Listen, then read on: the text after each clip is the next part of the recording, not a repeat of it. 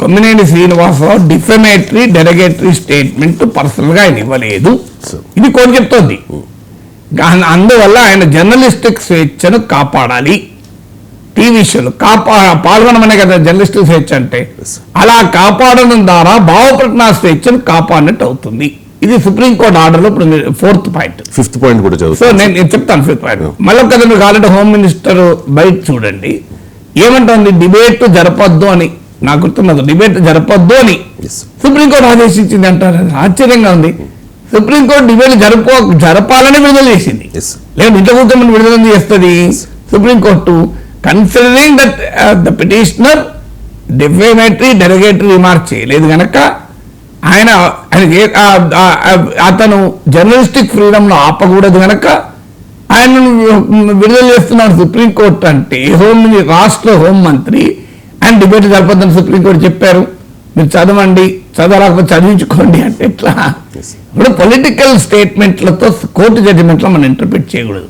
అది వాస్తవంగా with due respect to home minister అది కంటెంప్ట్ ఆఫ్ కోర్ట్ అవుతుంది. సుప్రీంకోర్టు కోర్టు తీర్పుల్ని మనకు అనుగుణంగా వక్రీకరించుకోవడం కోర్టు ధిక్కరణ నేరం అవుతుంది. కొమ్మినేని చేసింది ఒక తప్పు ఉంది, అది ఆ రోజు కూడా చెప్పాను, ఇప్పుడు చెప్తాను. ఏంటి తప్పు అంటే ఆ గెస్ట్ను ఆపాల్సి ఉండే. గతంలో అనేక సందర్భాల్లో ఆపిన ఉదాహరణలు ఉన్నాయి, మనం చూపెట్టాం. ఇక్కడ లక్ష్మీ పార్వతి పైన ఒక కాల అనుచిత వ్యాఖ్యలు చేస్తే మామూలుగా ఆపలే, చాలా సీరియస్గా ఆపాడు. ఇప్పుడు కూడా ఆపాల్సి ఉండే, ఆపకపోవడం ఆయన తప్పే, అనుమానమే లేదు. ఇక ఆయనను ఆపకపోగా ఒక సూచన, ఏమో చూసుకో నీకు నీచంగా మళ్ళీ నీ పైన సోషల్ మీడియా అటాక్ చేస్తారు అంటే, గెస్ట్ ఒక సభ్య సమాజం అంగీకరించని వ్యాఖ్యలు చేస్తుంటే అభ్యంతరము చెప్పాల్సింది పోయి అతని జాగ్రత్తలు చెప్పాడు కొమ్మినేని యాంకర్గా. కొమ్మినేని చాలా సీనియర్ యాంకర్, నాకు కూడా బాగా వ్యక్తిగతంగా పరిచయం, చాలా షోస్లో ఆపుతాడు కూడా. నేను అనేక షోస్లో చూశాను, నేను స్వయంగా పాల్గొన్నాను. మరి అనేక షోస్లో ఆపుతాడన్న నిజం, కానీ ఈసారి ఆపలేదన్నది కూడా నిజం. దానికి కారణం ఏమైనా కానివ్వండి, అంటే సాక్షి మీడియాకు, వైఎస్ఆర్ కాంగ్రెస్ పార్టీకి అమరావతి పట్ల ఉన్న వ్యతిరేక ఎజెండా వల్ల ఇన్ఫ్లుయెన్స్ అయ్యాడో తెలియదు. బట్ ఏదైనా ఆపలేదు, అది తప్పే. ఆ తప్పు ప్రొఫెషనల్ తప్పు అవుతుందా, లీగల్ తప్పు అవుతుందా అనేది ఇక్కడ మారల్ తప్పు అవుతుందా, ఎథికల్ తప్పు అవుతుందా, లీగల్ తప్పు అవుతుందా అనేది క్వశ్చన్. నేను ఇదివరకు కూడా ఇదే చెప్పాను. ప్రొఫెషనల్ తప్పులు వేరు, లీగల్ తప్పులు వేరు, రెండింటి మధ్య చాలా తేడా ఉంది. లీగల్గా తప్పు అంటే చట్టం ప్రకారం తప్పని తేలాలి, చట్టం ప్రకారం తప్పని తేలలేదని సుప్రీంకోర్టు చెప్తోంది. నిర్దోషి అనేది పెద్ద పదం, కానీ సుప్రీంకోర్టు ఏమన్నది, అతను స్టేట్మెంట్ ఇవ్వలేదు కదా, అంటే సిద్ధార్థ్ లూత్రా అండ్ ముకుల్ రోద్గి లక్షల రూపాయల ఫీజులు తీసుకునే టాప్ లాయర్లను, దేశంలోనే టాప్ లాయర్లను, చంద్రబాబు నాయుడు కేసు వాదించిన లాయర్ సిద్ధార్థ్ లూత్రా, అలాంటి లాయర్లను పెట్టారు రాష్ట్ర ప్రభుత్వం. నిజంగా ఇన్ని లక్షల రూపాయలు అవసరమా ఈ కేసులో? కానీ ఇన్ని లక్షల రూపాయలు ఇచ్చే లాయర్లను పెట్టి వాదించారు. వాదిస్తే కోర్టు ఏమడిగింది, యాంకర్ అన్నాడా అన్నది, అనలేదు. మరి ఎవరన్నారు, గెస్ట్ అన్నాడు.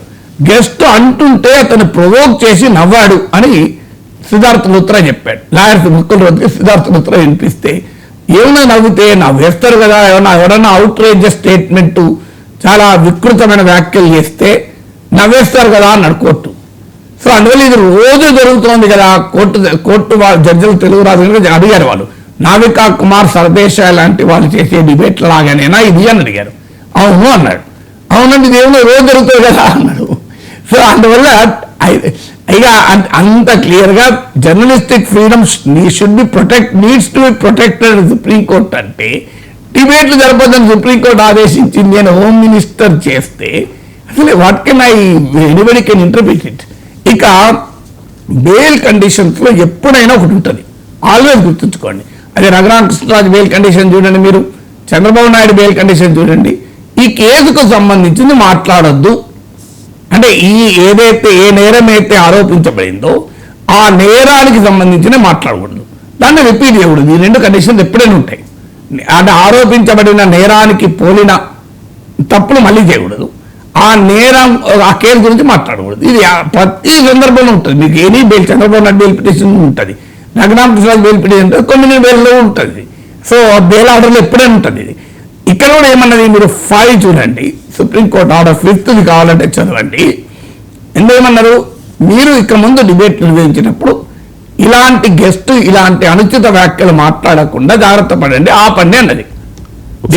నేను చదువుతాను సార్ ఒకసారి. It is made clear that the petitioner shall not either involve himself in making any defamatory statement nor allow any other person to make such statement in his presence in the TV news show which the petitioner is anchoring. అంటే petition anchoring చేయొద్దన్నట్ట, చేయమన్నట్ట? చేయొచ్చు sir. చెయ్యమంటున్నారు. చేస్తూ మీరు ఏం చేయండి అంటే మీరు ఎలాంటి డిఫమేటరీ స్టేట్మెంట్లు చేయకూడదు, గెస్ట్లను చేయనివ్వకూడదు అన్నారు. ఎప్పుడు వస్తుంది చేయనివ్వకపోవడం? షోలు నడుపుతా నడపకపోతే వస్తుందా?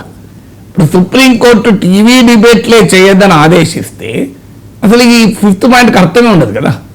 ఇప్పుడు మీరు డిఫమేటరీ స్టేట్మెంట్ చేయకూడదు, చేయనివ్వకూడదు, ఎవరిని చేయనివ్వద్దు అని ఎప్పుడంటే అసలు డిబేట్ జరగబోతుంది, ఫస్ట్ ఎక్కడ ఉత్పన్నం అవుతుంది?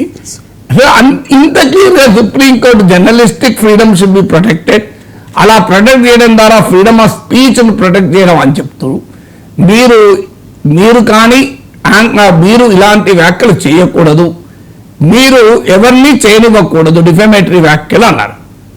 అందులో అమరావతి పదం లేదు, అందులో ఏమీ లేదు. ఇది కామన్ కండిషన్ కదా, నిజమే కదా. ఈవెన్ బెయిల్ ఆర్డర్ లేకపోయినా ఉంటుంది. నా మీద నన్ను ఎవరు అరెస్ట్ చేయలేదు, నా దగ్గర బెయిల్ లేదు, బెయిల్ ఆర్డర్ లేదు, నేను డిఫమేటరీ స్టేట్మెంట్ చేయొచ్చా? దట్ ఈస్ ఎ కామన్ కదా. ఎవరిలోనే చేయొద్దని చెప్తుంది కదా కోర్టు.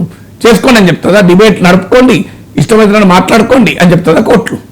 సో అందువల్ల హోమ్ మినిస్టర్ కూడా దీన్ని పొలిటికల్ సమస్య ఏంటంటే ఇక్కడ లీగల్ ఆస్పెక్ట్ కన్నా పొలిటికల్ ఆస్పెక్ట్ ఎక్కువ ప్రియారిటీ ఇస్తే ఇలాగే జరుగుతుంది.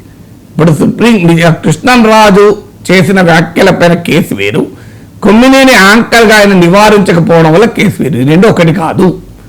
ఇంకోటి, కృష్ణంరాజును అరెస్ట్ చేయకముందు కొమ్మినేని అరెస్ట్ చేసి సుప్రీంకోర్టు దాకా పిటిషనర్ వెళ్ళి బెయిల్ తెచ్చుకోవడంతో డిఫెండ్ చేసుకోలేని పరిస్థితికి నెట్టివేయబడ్డారు. ఇప్పుడు కూడా మనము అధికారం ఉంది కదా అని ఏది పడితే పెట్టకూడదని ట్రయల్ కోర్టు జడ్జి చెప్పాడు. ఎస్సీ ఎస్టీ అట్రాసిటీస్ కేసు, ఇందులో ఎస్సీ ఎస్టీ అట్రాసిటీ ఉంది. ఇక్కడ ప్రత్యేకించి ఎస్సీ సామాజిక వర్గానికి చెందిన ఒక నాయకురాలతో కేసు పెట్టించి ఎస్సీ ఎస్టీ అట్రాసిటీ కేసు పెట్టారు. ఇప్పుడు దీనివల్ల ఏమవుతుంది? తెలుగుదేశం ప్రభుత్వానికి అప్రతిష్ట వస్తుంది. ఇప్పుడు సుప్రీంకోర్టు విడుదల చేసే వరకు జగన్మోహన్ రెడ్డికి ఆయుధం ఇచ్చినట్ట కదా. సో ఇప్పుడు అంటే ఈ సాక్షి టీవీలో జరిగిన ఈ చర్చ, ఆ చర్చలో ఒక గెస్ట్ చేసిన సభ్య సమాజం తలవంచుకునే వ్యాఖ్యల వల్ల డిఫెన్స్ లో పడ్డ వారిని కాస్త ఏకంగా అఫెన్స్ లో తీసుకొచ్చింది టీడీపీ. సెల్ఫ్ గోల్ కదా ఇది. కొమ్మినేని విషయంలో టీడీపీ సెల్ఫ్ గోల్ కనబడుతుంది కదా. అసలు కోర్టు లీగల్ ప్రాసెస్ గా వదిలేసి ఉంటే దాని మీద ఇంత పెద్ద ఎత్తున ప్రతి చోట జగన్ వెళ్ళిన ప్రతి చోట ప్రదర్శనలు, సుప్రీంకోర్టు ఇచ్చిన ఆర్డర్ పైన మనకు నచ్చిన విధంగా వ్యాఖ్యానాలు, ఆఖరికి సుప్రీంకోర్టు విడుదల చేయడం, ఎంత అవసరమా అనేది క్వశ్చన్ కదా. తెలుగుదేశం అభిమానులు కూడా ఆలోచించాలి. అతి ఉత్సాహం ఎప్పుడు పనికిరాదు. లీగల్ కేసును పొలిటికల్ ఓవర్టోన్ తెస్తే ఎవరికైనా అవుతుంది. గతంలో జగన్మోహన్ రెడ్డి సరిగ్గా ఇవే తప్పులు చేశాడు. డాక్టర్ సుధాకర్తో పెట్టుకున్నాడు, రంగనాయకమ్మతో పెట్టుకున్నారు, ఇలాంటి వాళ్ళందరితో పెట్టుకున్నాడు జగన్మోహన్ రెడ్డి. అసలు పెట్టుకోవాల్సిన చంద్రబాబు పవన్ కళ్యాణ్తో కదా. ఇప్పుడు కరెక్ట్గా చంద్రబాబు నాయుడు ప్రభుత్వం కూడా జగన్మోహన్ రెడ్డితో పెట్టుకోవాల్సింది పోయి కొమ్మినేని శ్రీనివాసరావుతో పెట్టుకోవడం, కృష్ణంరాజుతో పెట్టుకోవడం, మొత్తం ఒక 10-15 రోజులుగా ఆంధ్రప్రదేశ్ రాజకీయాలు మొత్తం కొమ్మినేని శ్రీనివాసరావు చుట్టూ తిప్పడం. దానివల్ల ఏం జరిగింది? కొమ్మినేని శ్రీనివాసరావు ఇది బెనిఫిటెడ్. ఇప్పుడు ఆయన హీరో అయిపోయాడు ప్రభుత్వ వ్యతిరేక వర్గాల్లో. కానీ వీళ్ళు తెలుగుదేశం సాధించింది సుప్రీంకోర్టు విడుదల చేసేవారు సెల్ఫ్ గోల్ కాలేదా?